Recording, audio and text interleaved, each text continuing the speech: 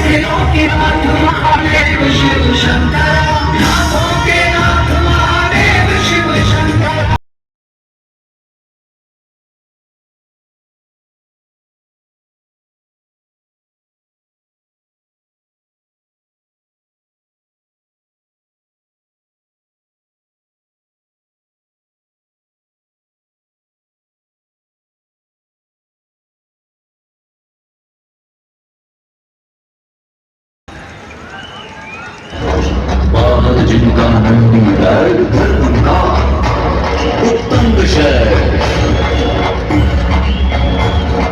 शैल जपावती जिनकी रानी सर्वदानी महाधानी वेद शिवम शिवम वेदम वेद शिवम शिवम वेदम वेद शिवम शिवम वेदम वेद शिवम शिवम वेदम छम छम छम छम छम छम छम छम छम छम छम श्री शैल कवि भीमा शंकर कवि आशुतोष को प्रलयंकर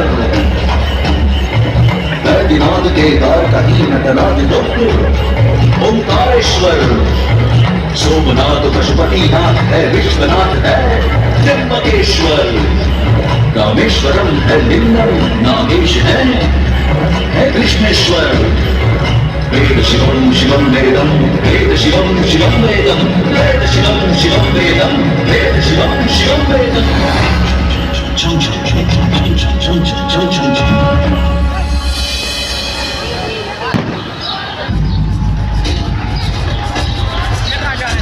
यद्यपि शिव की कृपा सदा इस काशी पर बनी रही है, पर कहते हैं कभी इस काशी में न शिव थे न गंगा न ये सब मंदिर थे न शहर।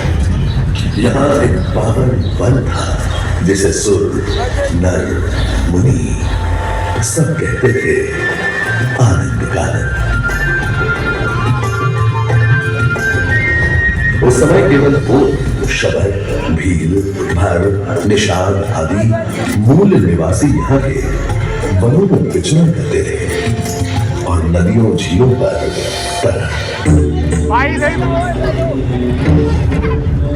वरुणा किनारे मसीह भरण के वृक्षों से घिरी बस्ती बना वाराणसी कहलाने लगा। उषा काल में इस बस्ती पर सूरज का ऐसा सुंदर प्रकाश पड़ता था कि इसका दूसरा नाम काशी यानी रोशनी का शहर काशी बन गया।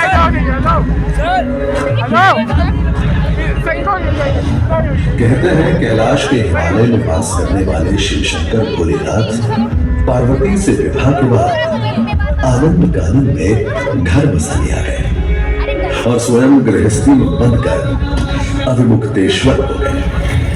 उस समय श्री विष्णु जी यहाँ रहते थे और उन्होंने ही अपने चक्र से भूमि को खोदकर चक्र पुष्करणी कुंड का निर्माण किया था।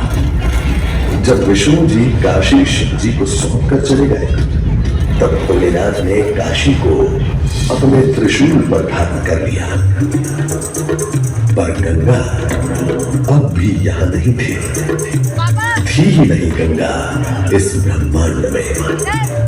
गंगा के जन्म की कहानी बड़ी अद्भुत है।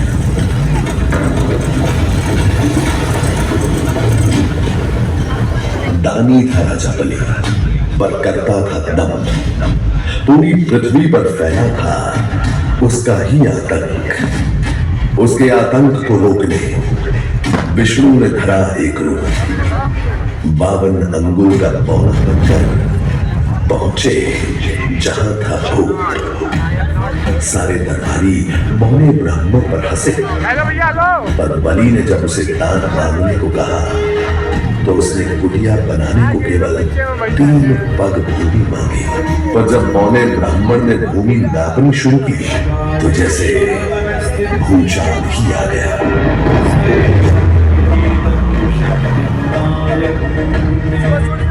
वामन ने पहले पग में सारी धरती नाप ली और अगले कदम में स्वर्ग। ब्रह्मा जी ने भगवान विष्णु के चरण धोकर इस जल को अपने कमंडल में भर लिया और अब वामनावतार ने अपना तीसरा पग बलि के सर पर रखकर उसे पाताल लोक भेद मुक्ति दे दी। अब स्वर्ग लोक में भगवान ब्रह्मा जी ने जब चरणामृत में हाथ डाला तो वहीं से निकल आई चंचल निर्मल धवल गंगा जी। पवित्रा किंतु चंचला, आज से तू मेरी पुत्री और नाम तेरा गंगा।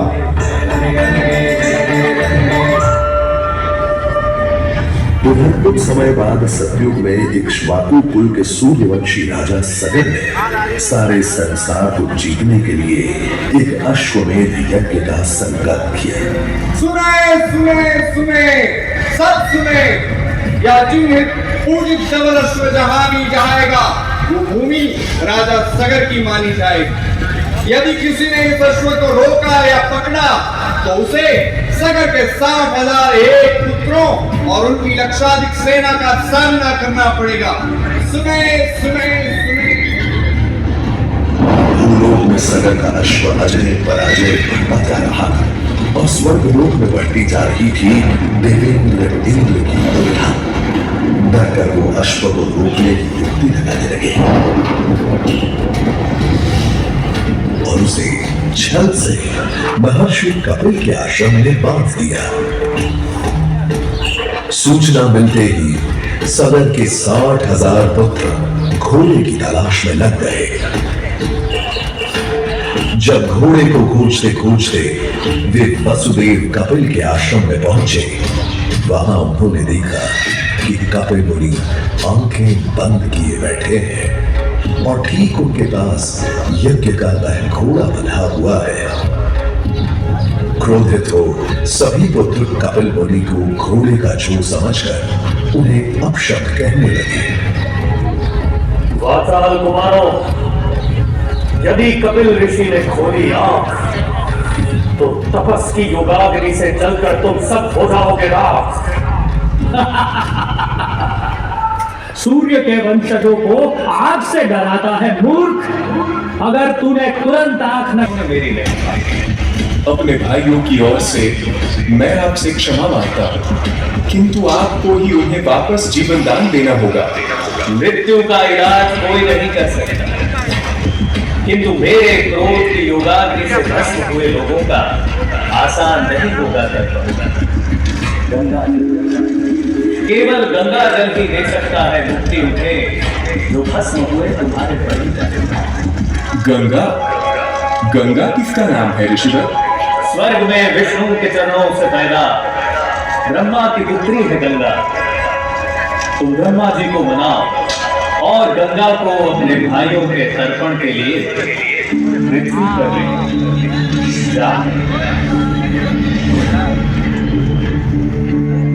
अंशुमन को अपने भाइयों के तर्पण के लिए गंगा को लाने का बहुत मन था, किंतु किसी को राजधर्म भी तो निभाना और राज भी चलाना था।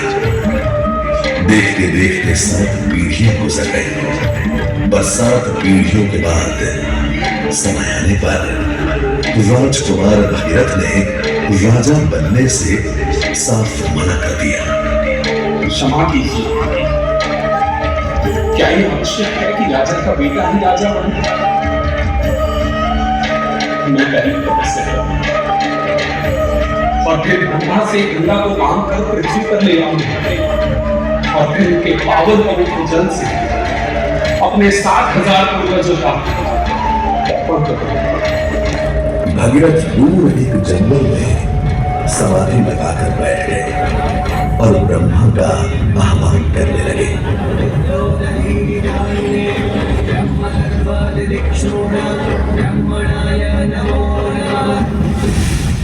पुत्र भगीरथ, हम तुम्हारे तप से प्रसन्न हैं। बताओ क्या आशीर्वाद चाहिए। हे भगवान, मेरे पूर्वज के तर्पण के लिए मुझे आपकी पुत्री गंगा चाहिए। तथास्तु, किंतु यदि गंगा स्वर्ग से सीधे धरती पर गिरी तो पृथ्वी को चीरते हुए गंगा सीधे पाताल में पहुंच जाएगी। इसलिए तुम भगवान शिव शंकर को मनाओ ताकि गंगा जब स्वर्ग से नीचे उतरे तो वो उसे अपनी जटा में थाम ले। अब भगीरथ ने एक अंगूठे पर खड़े होकर भगवान शंकर को मनाने के लिए शिव शंकर का जाप शुरू कर दिया।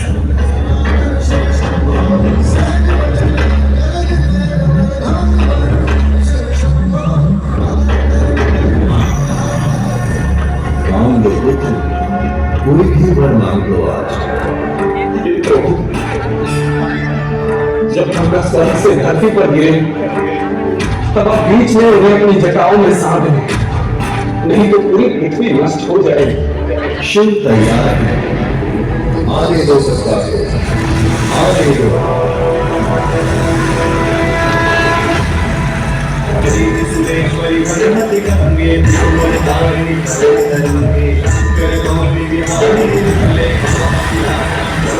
गंगा ने भगीरथ के साथ गंगा सागर जाकर सगरों के पुत्रों का उद्धार किया। पर साथ वो भारत की सबसे महत्वपूर्ण नदी बन गई, जिसका भारत के जीवन में धार्मिक, आर्थिक, सामाजिक, ऐतिहासिक अवदान अनंत है। वेदों, उपनिषदों और महाभारत में जहां काशी वाराणसी के महात्म्य का बयान है, वही स्कंद पुराण में काशी खंड में भी इस पावन भूमि का है बखान। पार्श्वनाथ जी ने जन्म लिया था और फिर सुपार्श्वनाथ और श्रीहंसनाथ ने भी। आज से 2500 साल पहले किसी पट्टन या ऋषिपतन के मृगदाव में प्रबुद्ध गौतम बुद्ध ने संसार को अपना पहला धर्मोपदेश दिया था। बुद्ध के अनुयायी मौर्य सम्राट अशोक ने 250 ईसा पूर्व इसी स्थान सारनाथ में धम्मेक स्तूप की स्थापना की और अशोक स्तंभ और लाख का निर्माण भी।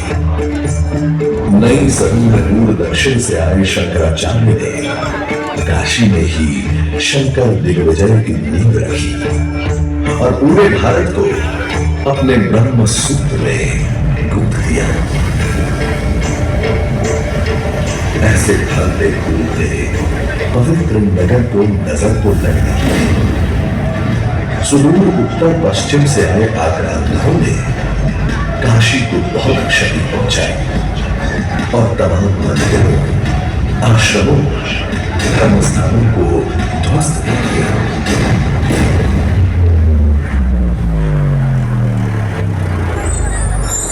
और उसके कुछ समय बाद यहाँ पैदा हुई धारा, जिसमें नहाने कभी मानस रचकर संस्कृत में लिखी रामायण को घर घर पहुंचा दिया।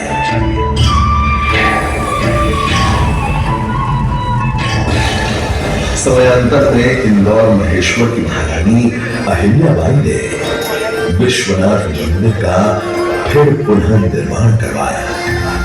उन्होंने नए घाट बनवाए और सैकड़ों कुएं, तालाब, मंदिर, धर्मशालाएं, सड़कें भी बनवाई। काशी पर उनकी विशेष कृपा दृष्टि थी और इस क्षेत्र में पंचक्रोशी परिक्रमा के लिए नया मार्ग, कई घाट और गंगा पर मंदिर भी महारानी ने बनवाया।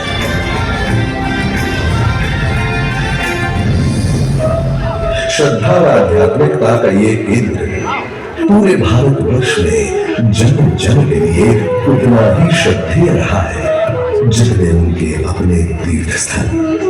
इसीलिए पूरे देश के हर क्षेत्र के लोग यहाँ आकर बसते थे और पूजन अर्चन में जीवन बिताते थे।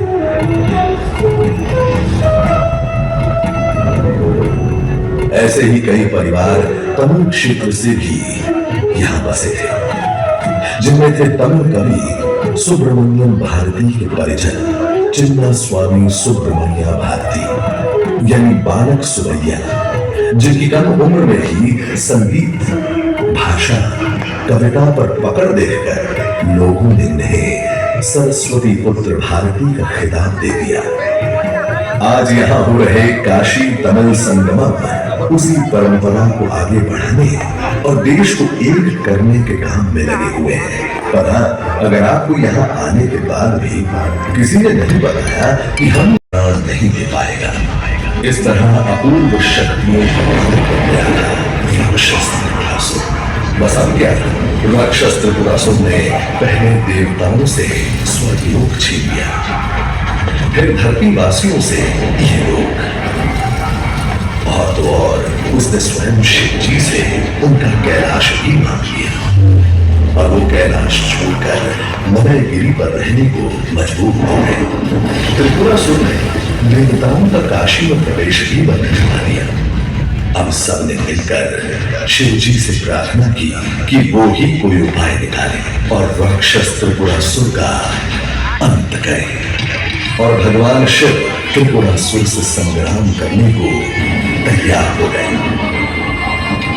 त्रिपुरासुर, तू तो मेरे पुत्र का भक्त है, तो तू क्या थोड़ा रुक कर मुझे मेरे पुत्र को याद करना भी न देगा?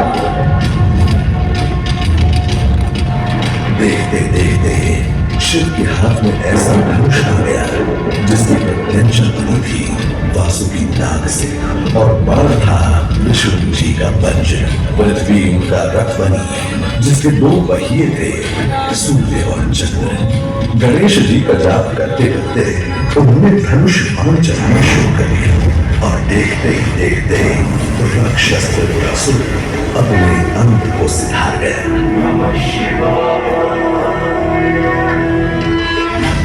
राक्षस त्रिपुरासुर के मरण और मुक्ति के दिन देवताओं ने स्वर्ग में देव दिवाली मनाई और धरती पर काशी के वासियों ने। हम और आप बड़े भाग्यशाली हैं कि इस वर्ष आप भी देव दिवाली पर हम सब काशी वासियों के साथ उपस्थित हैं। आइए हम भी इस चमत्कार और मर्त्य मनुष्य तथा अनंत अंतरिक्ष सब मिलकर एक हो जाते हैं। आज इस देव दीपावली के अवसर पर इस चिर पुरातन और नित्य नवीन वाराणसी में एक नया घाट जुड़ने जा रहा है, और यह कोई साधारण नहीं, काशी का सबसे विशाल लगभग 1.5 किलोमीटर लंबा घाट है जिसका नाम है नमो घाट। आइए हम भी काशी के इस अद्भुत उत्सव में हाथ बटाएं और एक दीप जलाकर और हमारा उदयमान देश थोड़ा और उजागर हो जाए और कभी मन नजीर बनारसी की तरह चहक उठे। किए हैं ये दीपदान किसने, ठहर ठहर कर मचल रहे हैं रोशनी के ये टुकड़े, हवा से तेवर बदल रहे हैं। नहीं नहीं, ये दिए नहीं है जो बहते पानी पे चल रहे हैं, गगन के तारे उतर उतर कर लहर लहर पर टहल रहे हैं।